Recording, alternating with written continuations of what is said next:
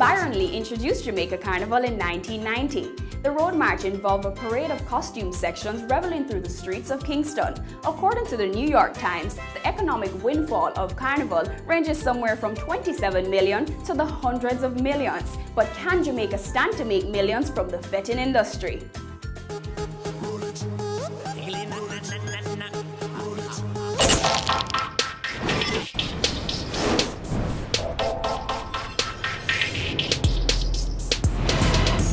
The chaos of creativity meets the stricture of structure on Business Access TV's Cameo. Julian Lee is the president of Jamaica Carnival and daughter of Carnival stalwart Byron Lee. He is best known as the founder and band leader of the Dragonaires, which played a crucial role in bringing Caribbean music to the world.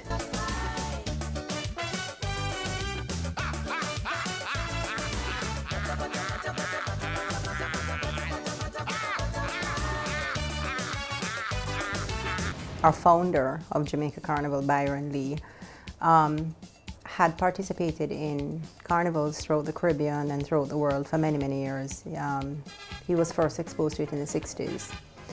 And he always had a desire to see this genre of music being played in Jamaica. He really fell in love with it because of the brass section and the bass in it. And it just kept pulling him further and further into that format of music.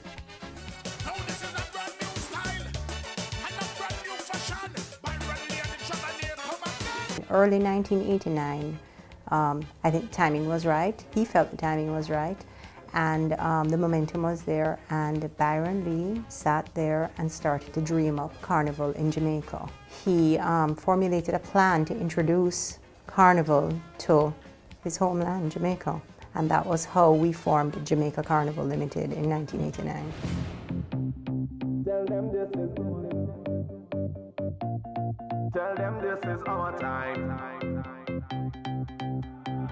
Throughout the years, as Jamaica Carnival grew and the facets expanded, I guess more responsibility was placed on the 4 core people that ran it, which was my father, my mother, myself, and my sister.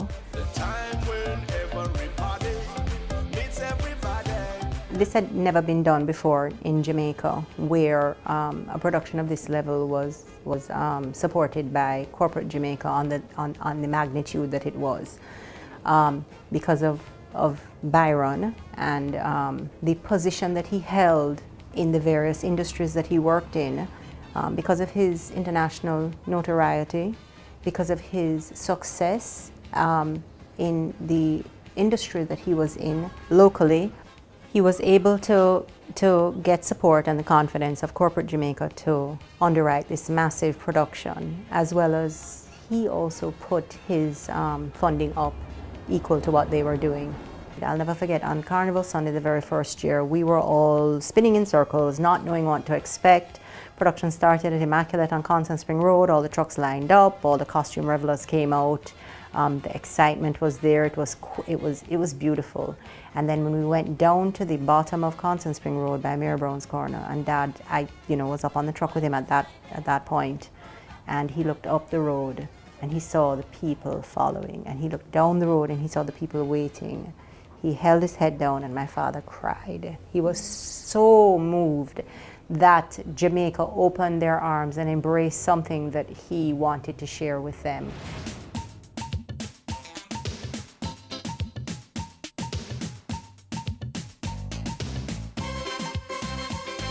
Byron Lee's vision, if you understood what he was trying to bring to Jamaica, you will realize that that was just part of the fulfillment of what he wanted to see. We modeled Jamaica Carnival off of the grandfather of all carnivals, which was Trinidad Carnival. And in Trinidad, you have a national carnival committee that is partially influenced by government, as well as various people that have interest in this boom in the economy during this period of time.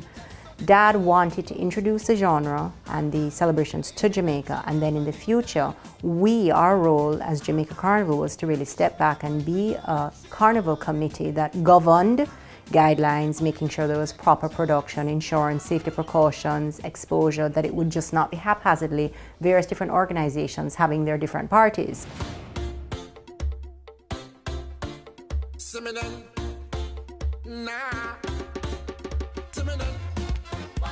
was fulfilling Byron Lee's vision that Carnival would eventually reach a stage where Trinidad Carnival was, with many brands operating in the season with their various events, which would generate revenue, income, interest, excitement, tourism, all the different areas that he was interested in seeing grow in Jamaica. So we're a little disappointed because we had expected at this stage that for there to be 25 years later, 5, 6, 7, 8 brands operating during the Carnival season, but we do think that the 2008 state of the world economy had a lot to do with that, as well as the momentum slowed a bit when he passed away, because he was the pioneer and godfather and loved by the nation.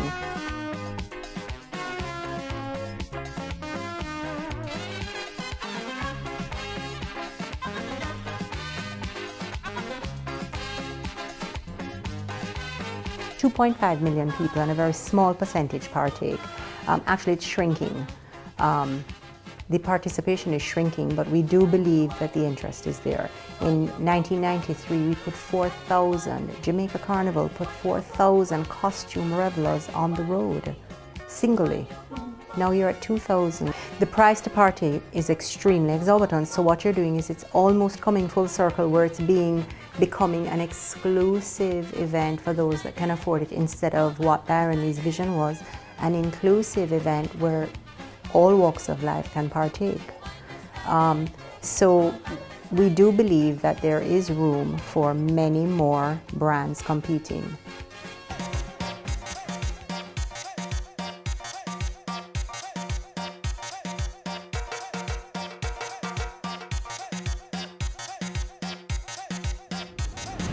It's going to grow organically. I am promising you this, and you can mark my words.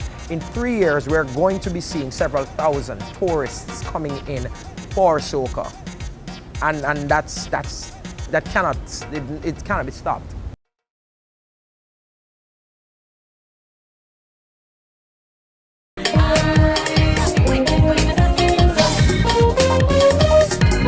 Jamaican Carnival has paved the way for complementary industries to thrive.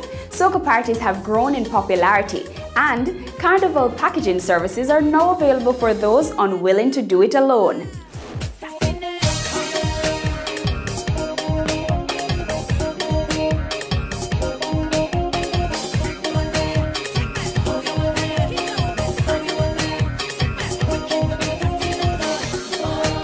Carnival by Candy is a Carnival concierge service. So what I do is I package flight, accommodation, transportation, costume, and party tickets for various carnivals throughout the region.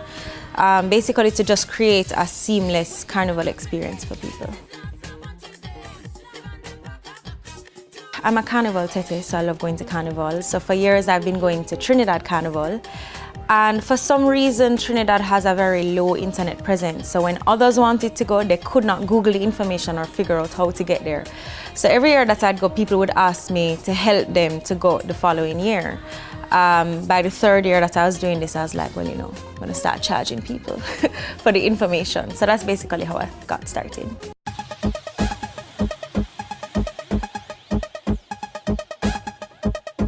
My business model is basically packaging the 5 services and selling them like that. So we have different levels for each carnival. So we have like an economy package, and then like a standard package and a premium package that you can buy into for each carnival.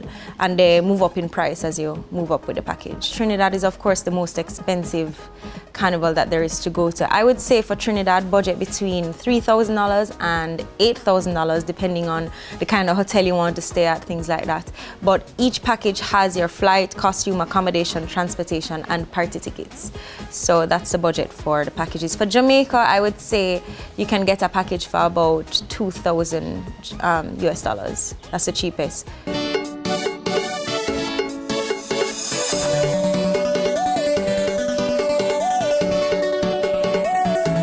It's been going really well. The first year that I did it, I got about 50 people going to Trinidad Carnival.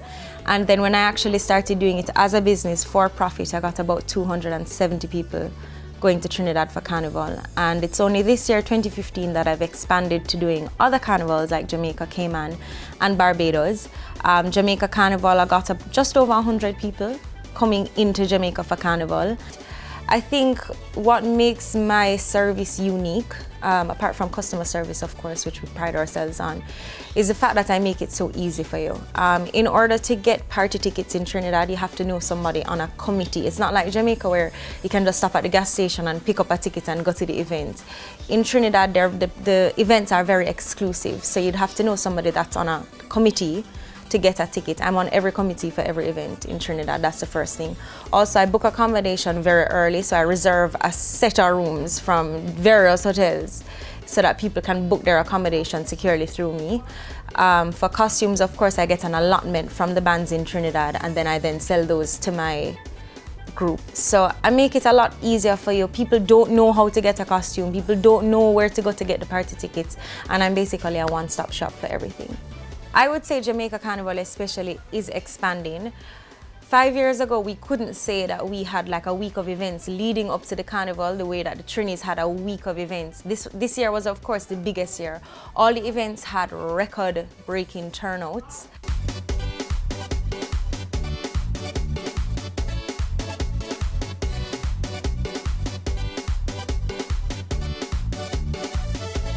Well, for those who want to participate in the Carnival and find the costumes to be a little bit too expensive, there are t-shirt options, especially for Jamaica Carnival. So you can buy a t-shirt option, you can cut up your t-shirt, that kind of thing, and those are more inexpensive than a costume with the feathers and beads, etc. So there are options for people. It's not just like a $400 costume for everybody. One of the biggest misconceptions of Carnival is that it is seasonal.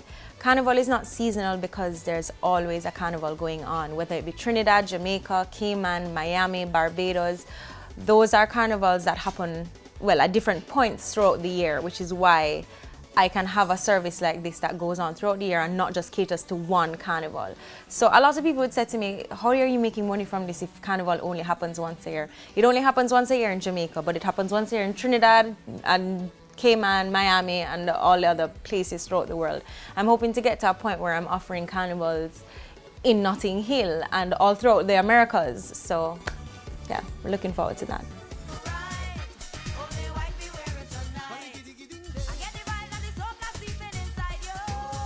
Marlon Campbell has been on the party promotion scene since 2006 and last year decided to venture into carnival parties with Glow.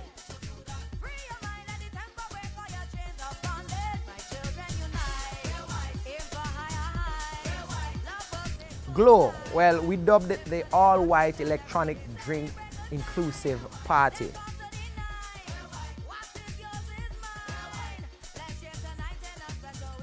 Now, well, it's a soca party, definitely. You might get a toops or something else, but it's mainly soca. It's probably 95% soca, all right? The idea is, because Glow, the whole concept of Glow has been around. Alison Hines and David Rudder have a song, I think it was in 2000, you know, come here with the glow, everybody, you know. White we're wearing tonight, and it's all about putting on that all white, and under those black lights, it should really look good. And we decided to make it drink inclusive, so it's, you know, you don't have to worry about your money, just pay a one fee, come in, have off, and we get the very best in soca, in our humble opinions. I got my start at the UWI. I was Carnival chair back in 02 to 03, and then I was in charge of entertainment on a whole 03 to 04, so UWI Carnival and all the various events. That's where I kind of cut my teeth as such in terms of organizing events and you know, making the necessary links and all. Well, this is actually our second official year being involved. We were involved last year. Glow came out last year, and we saw the need on Carnival Saturday for a mass event, because there are events, you know, in terms of there are events who are more on the higher price scale, but we wanted something that catered to the college students and to some of that lower B, upper C market, just something more mass, you know, and we decided to fill that need as it is, because I do foresee a huge explosion of Carnival and soca in Jamaica, and as such, I thought it required some good promoters, some persons who actually care about the music, putting together an event for that night to fill that gap. I think has happened, the big change has that you have many independent promoters getting into it. You have a Sun Nation, for example, who has brought some of the Trini flavor here. And what has happened is that social media has contributed to persons actually looking at Carnival. And you can see Carnival in Trinidad and in St. Vincent and so forth. And the friendships that have been forged via our music, you know, our DJs going over there and doing some collabs, there are people coming over here and doing some collabs. That has helped. And then the back and forth. And yeah, big ups to Candy. Candy is contributing in that she's, for the first timers or the persons who don't want the hassle, you know, she puts together a ready-made package for you and you go over there. So you don't have to worry about nothing from getting on plane to getting to your parties. It's going to grow organically. I am promising you this, and you can mark my words. In 3 years, we're going to be seeing several thousand tourists coming in for soca. And that cannot be stopped.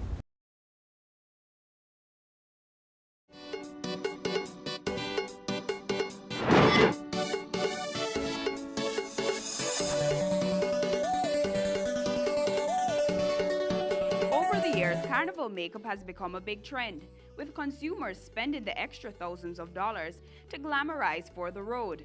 Kimberly Patterson is a professional makeup artist who talks to us about Carnival Day makeup.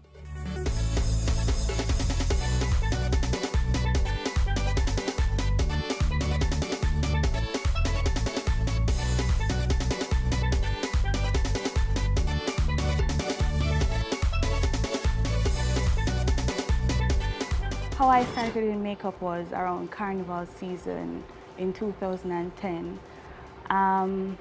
The way I started, it wasn't planned at all. I kind of just fell into it. That year, I had friends asking me, like a lot of friends asking me if I could do their makeup for Carnival. And I was like, well, I'm not a makeup artist, so I can't really do your makeup. They're like, no man, don't worry, I've seen your work, I've seen what you've done on yourself and your friends, and I trust you. So we'll bring our own stuff, you just apply it.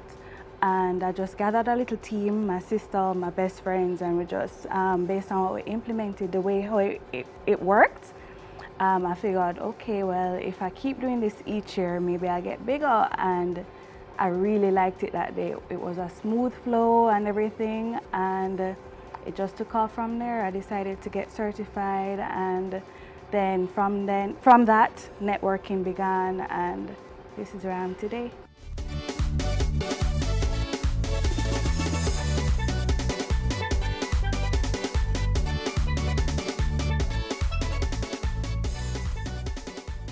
Like in 2010, I started off having 5 to 7 clients.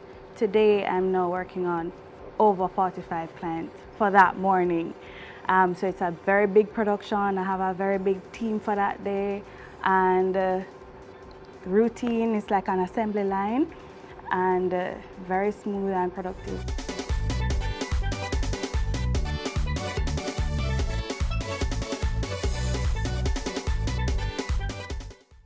For Carnival makeup, I would say people generally charge from 35 US to 70 in Jamaica.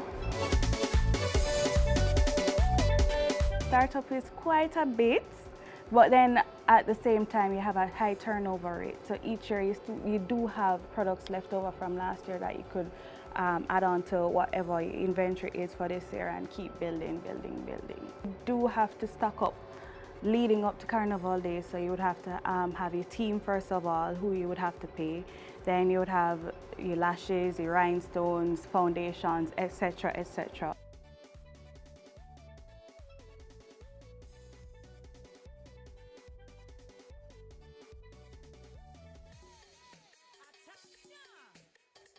Each year, you cannot just think of the day itself, you have to think of upcoming years after that.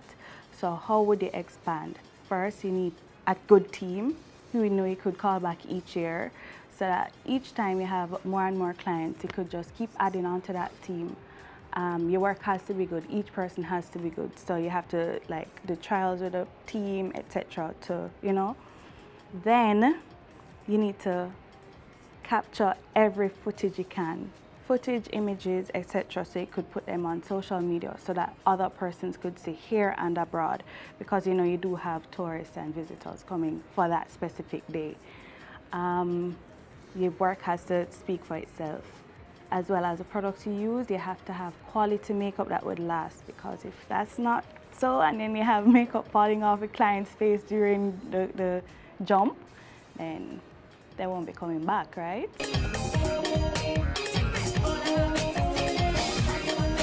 I approach Carnival Day, Carnival makeup from a business perspective as well. You have to have it flowing smoothly.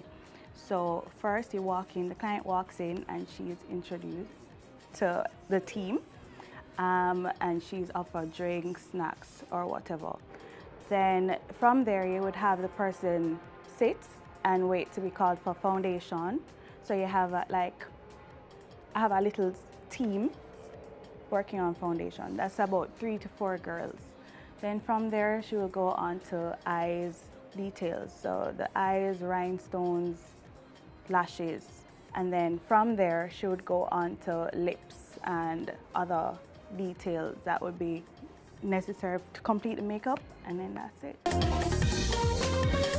We try to keep each person there through that line 15 minutes max and out. You would have to have people booking from the previous year, so from end of November to all the way up to Carnival, you have people calling. So one of the biggest challenges, you have to keep thinking of ways to take those people instead of having to turn them down every year. So as I said, finding upcoming makeup artists who aren't doing their own thing, that's kind of a challenge. And you also want to have your work speak for itself on Carnival Day, so you can't have anybody on the team bringing it down. That's basically the challenge for me.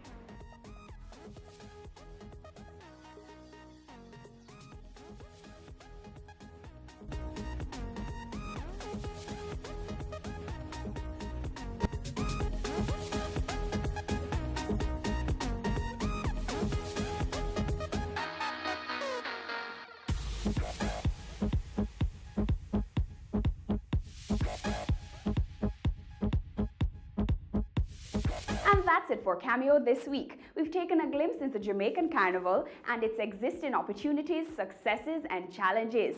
I'm Amita Prasad Webb. Until next time.